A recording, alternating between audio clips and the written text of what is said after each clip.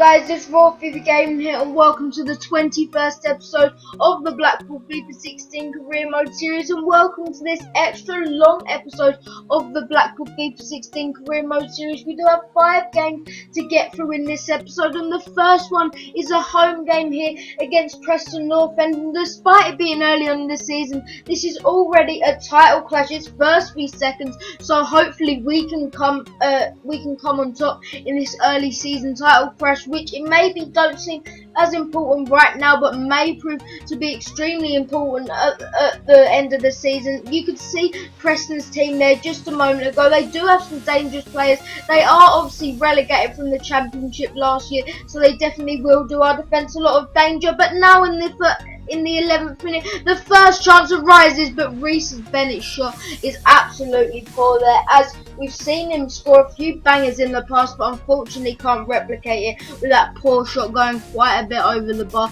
And now in the 22nd minute, it's Preston North End with the opportunity. It's put in from a corner, but punched out comfortably. But now putting back to the danger area for Preston North End. They hit the bar, and eventually, as you can see here, we do clear the ball, but Preston North End come back, and Aina pass it into Brad Potts. Collins into LBZ. He loses the ball once again. It's constant pressure from Preston North End at this point, but we do win it back. Alex Gilby plays it into Tom Bradshaw, the Welshman. Can he find the man? Yes, he can in LBZ. Into Alex Gilby. What can he do? Great save. Surely Boss is going to fill it in.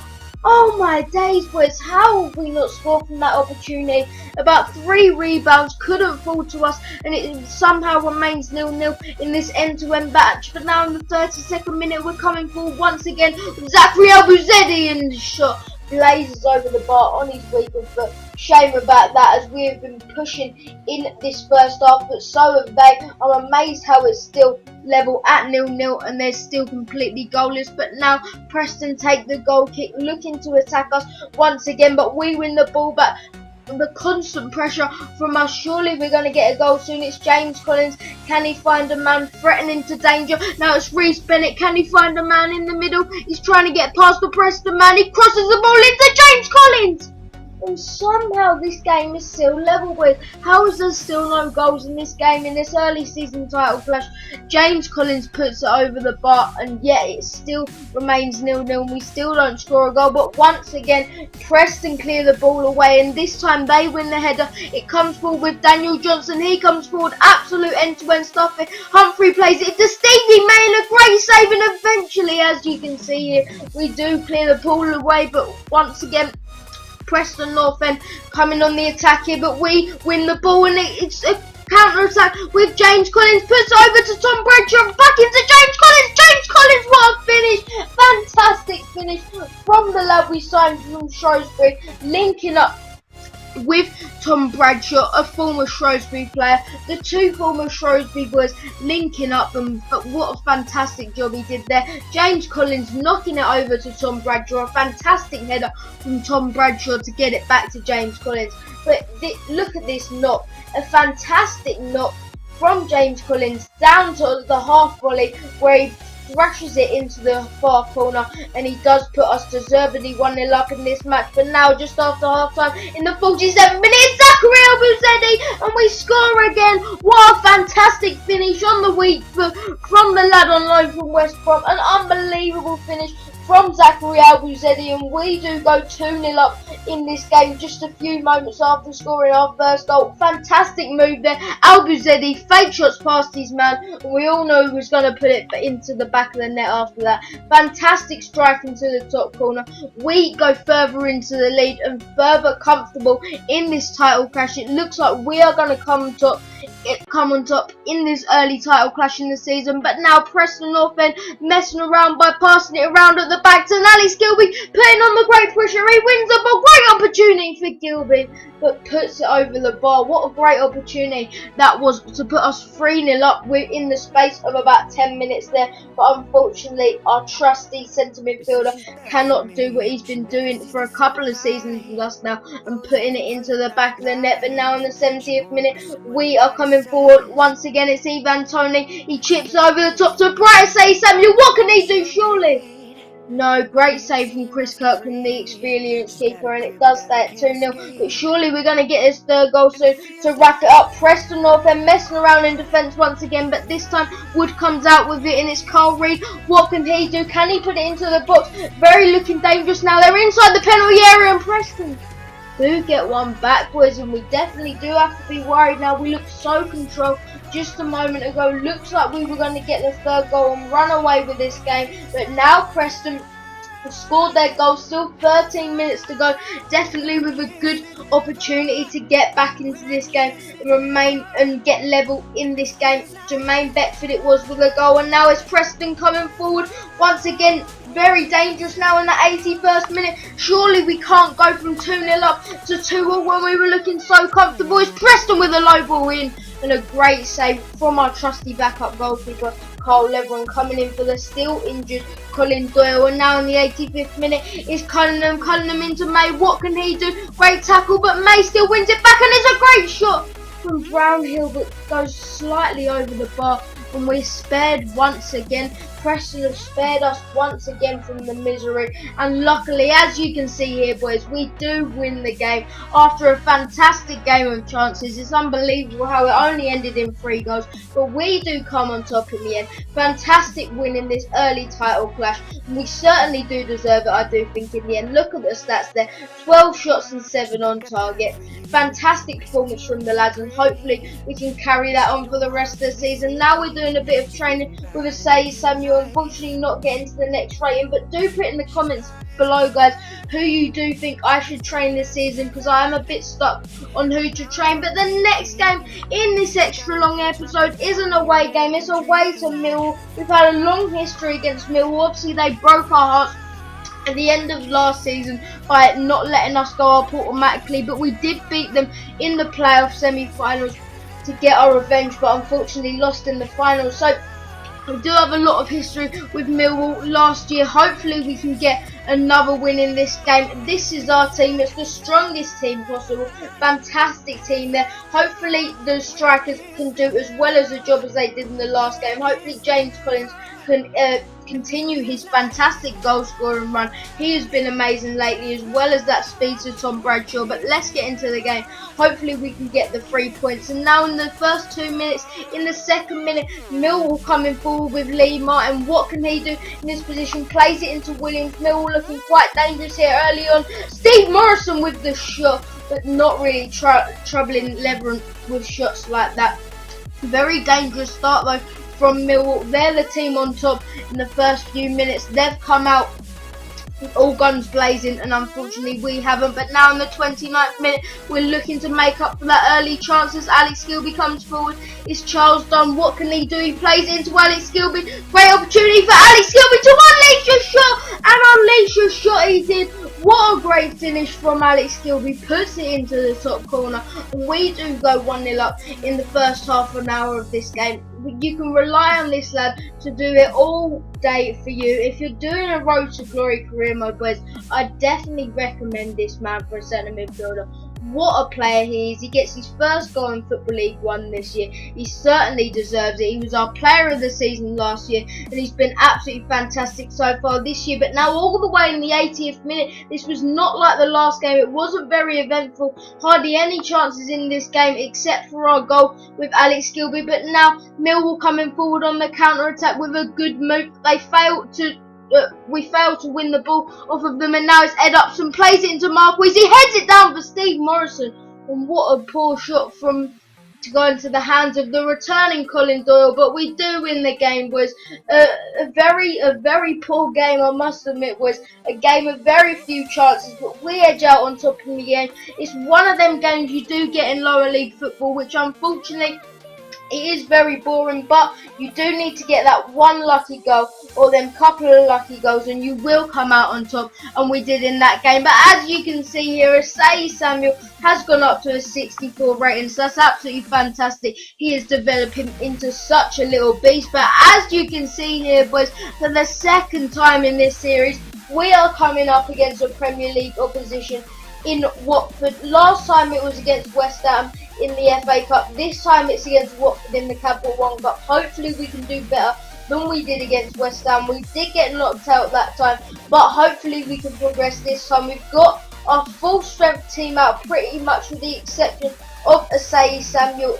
But Asai Samuel, as we know, is very strong, can do a good job in there. And as you know, he's 64 rated now, so he's very high rated, one of the highest rated players in the team actually. And also, this is the Watford team, a very rotated side, but they do have the big man Trodini.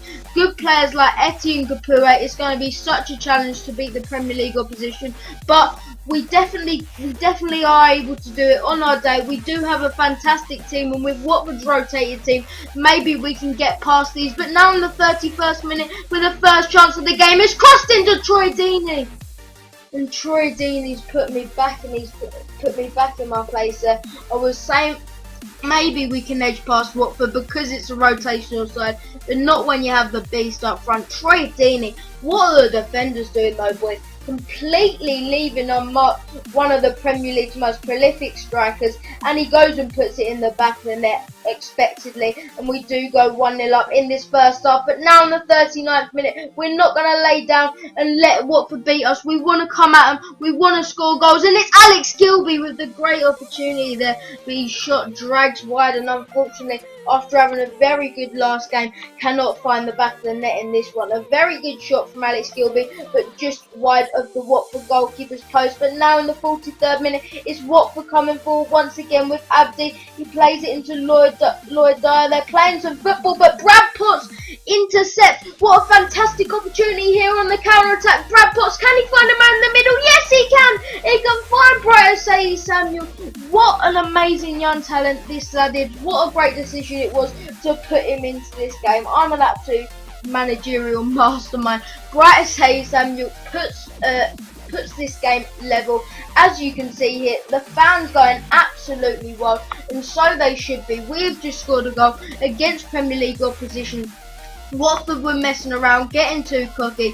Brad Potts just stormed the ball. He won it back, played it into Bright Asai Samuel, and just when the keeper was about to intercept, Asai Samuel gets his first goal in the Capital One Cup to put us level just before half time. But now, just after half time in this match, is Watford playing it around at the back once again. Are they going to lose it once again? Yes, they are. And it's through to James Collins. What can he do from this position? And once again, we have scored from a Watford defensive mistake. It's James Collins this time putting the ball into the back of the net, and we are 2-1 up against Premier League oppositions. We've come from behind and we've done it, boys. We've worked and we've fought as hard as we can. We've put high pressure on them, and it's definitely paid off there. As you can see, Watford give up another silly mistake, and we do edge 2-1 ahead of Premier League opposition Watford, and hopefully we can hold out to get a famous victory, and one of the best victories in this career mode. And as you can see there in the 70th minute,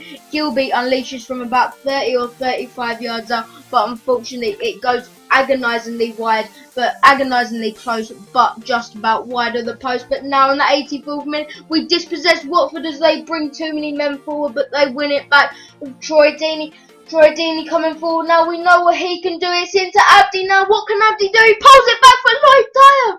And boys, we've just been given a lifeline by Lloyd Dyer. One awful shot from the old winger.